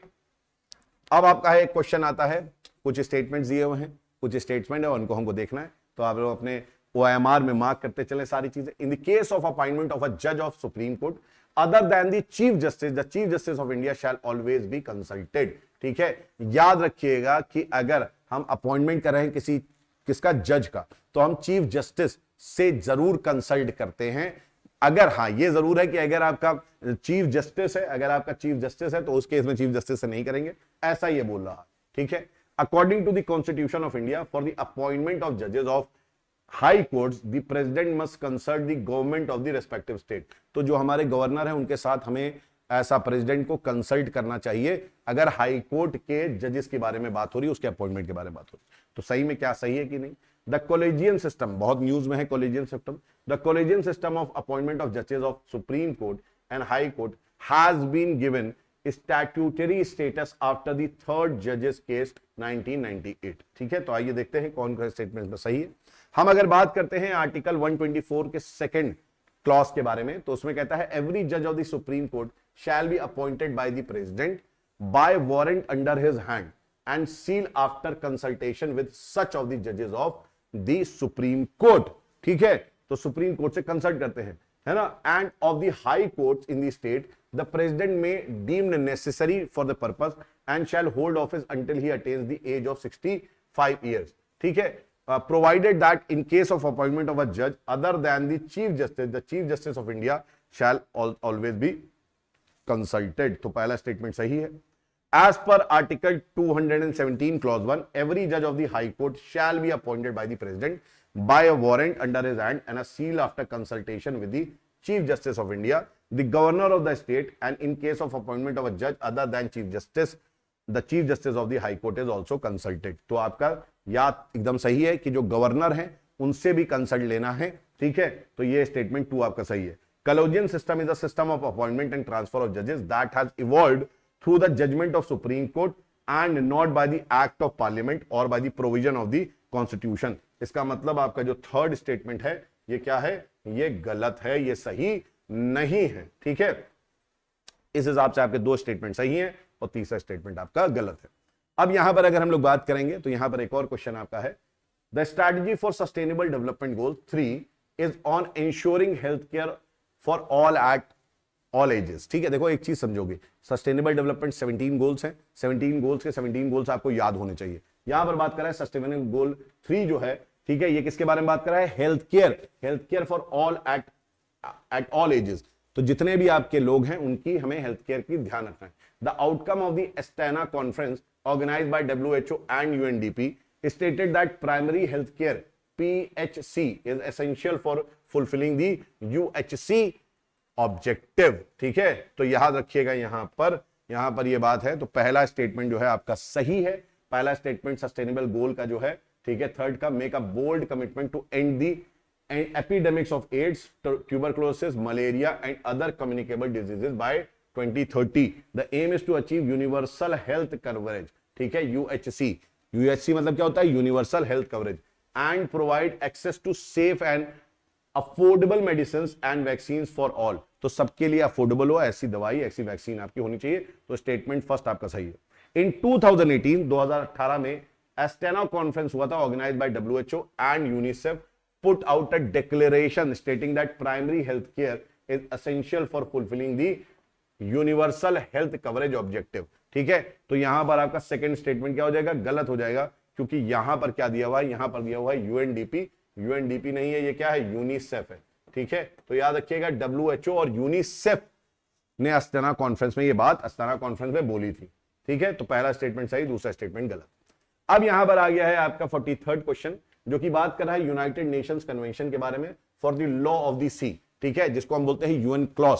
ठीक है, तो यहां पर according to UNCLOS the sovereignty of a nation extends to the air space of over the territorial sea.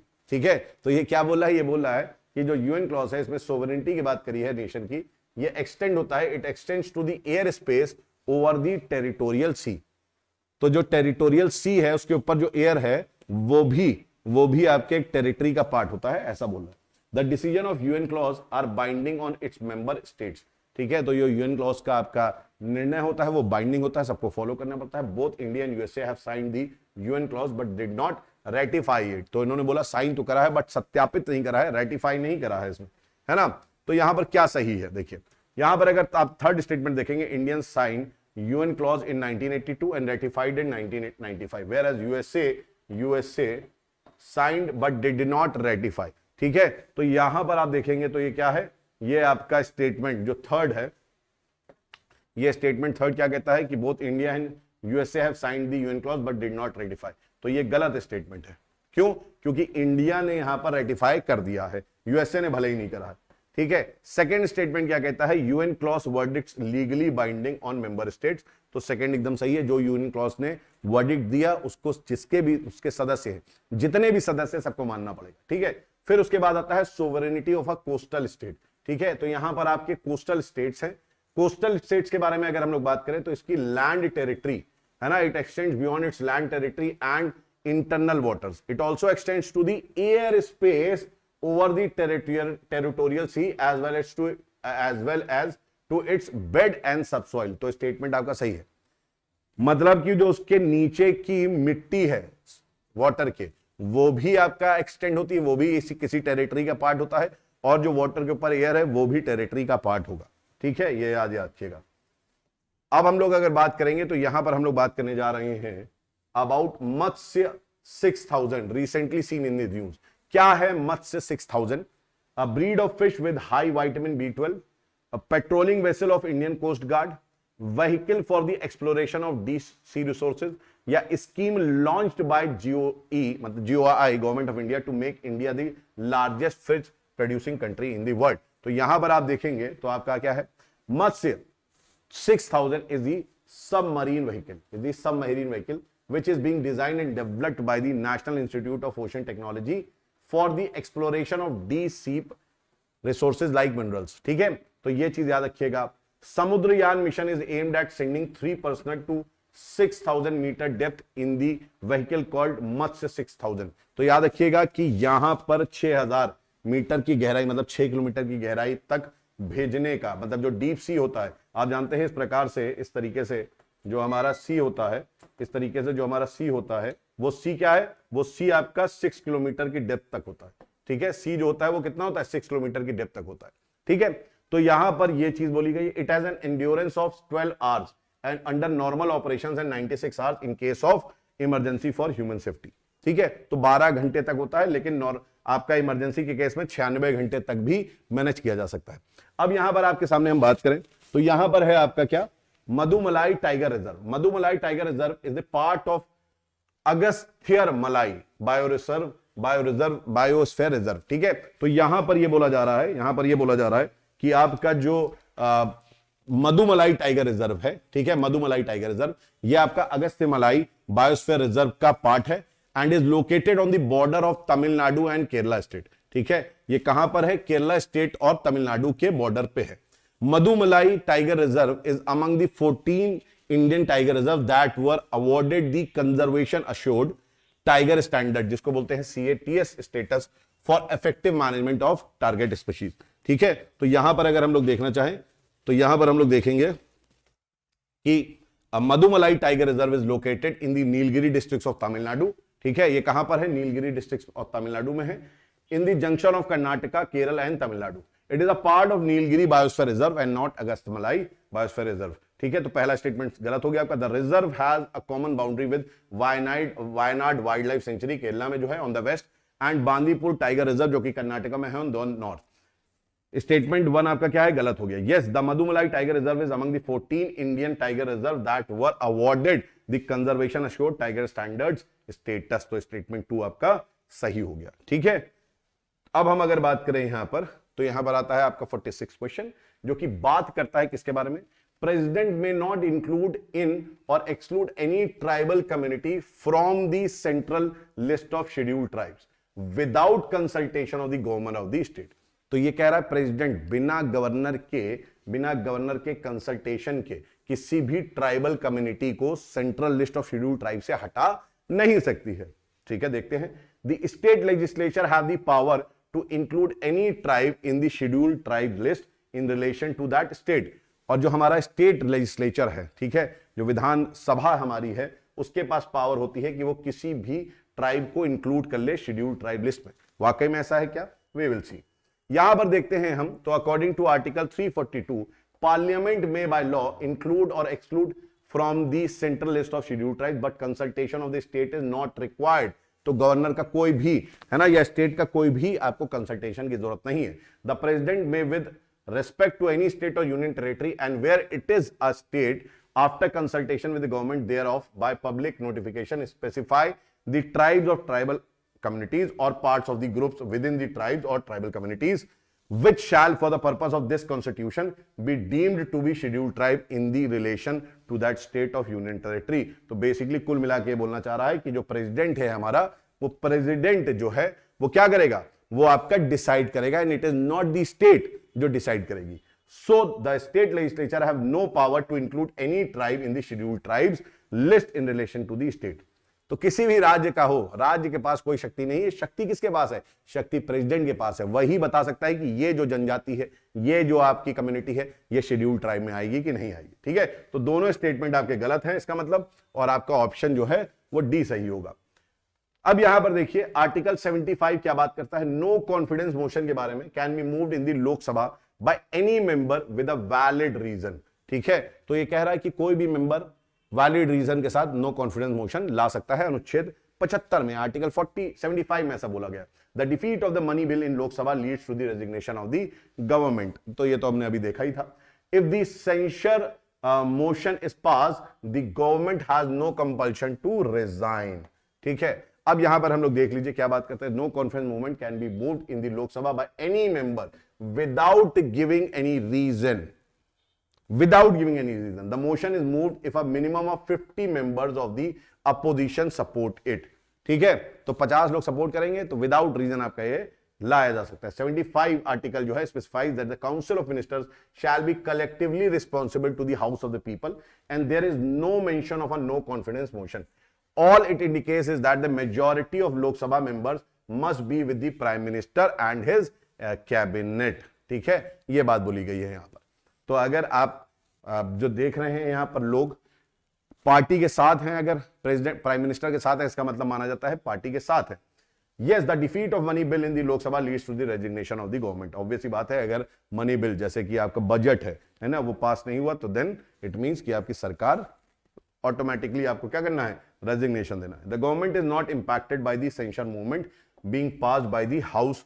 ठीक है, तो आप याद रखिएगा कि यहां पर अगर आपका सेंशन मूवमेंट पास भी हो गया तो गवर्नमेंट के ऊपर कोई भी आपका फर्क नहीं पड़ता। तो स्टेटमेंट ये सही है सेकंड, और ये सही है, लेकिन यहां पर ये वैलिड रीजन होने की कोई जरूरत नहीं है। तो फर्स्ट आपका गलत है, मतलब 2, 3 सही, सी इज द करेक्ट आंसर। ठीक है, अब यहां पर अगर हम लोग बात करें तो आपका part 9B was inserted in the constitution by the 97th amendment act of 2011। तो बोला जा रहा है 9th B जो है वो आपका इंसर्ट करा गया पार्ट किसमें? कॉन्स्टिट्यूशन में 97th अमेंडमेंट बिल से। The 97th amendment, sorry not bill, act 97th amendment act of 2011 was passed to the implementation of article 43B of the constitution which provides the promotion of cooperative societies। ठीक है, ये बात ये बोल रहा है cooperative societies are on the central list of the 7th schedule of the constitution। ठीक है, तो क्या इसमें सही है क्या गलत है देख लेते हैं यहां पर। तो cooperative society on the state list है ना, not on the central list. पहली चीज तो ये कि कोऑपरेटिव सोसाइटी जो है वो आपके स्टेट लिस्ट में है, ना कि सेंट्रल लिस्ट में है। तो पहला आपका तीसरा स्टेटमेंट गलत। दूसरी चीज, article 43B of the constitution was inserted in the article 43B of the constitution was inserted in the constitution by the 97th constitutional amendment act of 2011। है ना, इसका मतलब आपका जो सेकंड, आपका जो फर्स्ट स्टेटमेंट हमने देखा वो फर्स्ट स्टेटमेंट क्या है, वो सेकंड स्टेटमेंट आपका गलत है ना।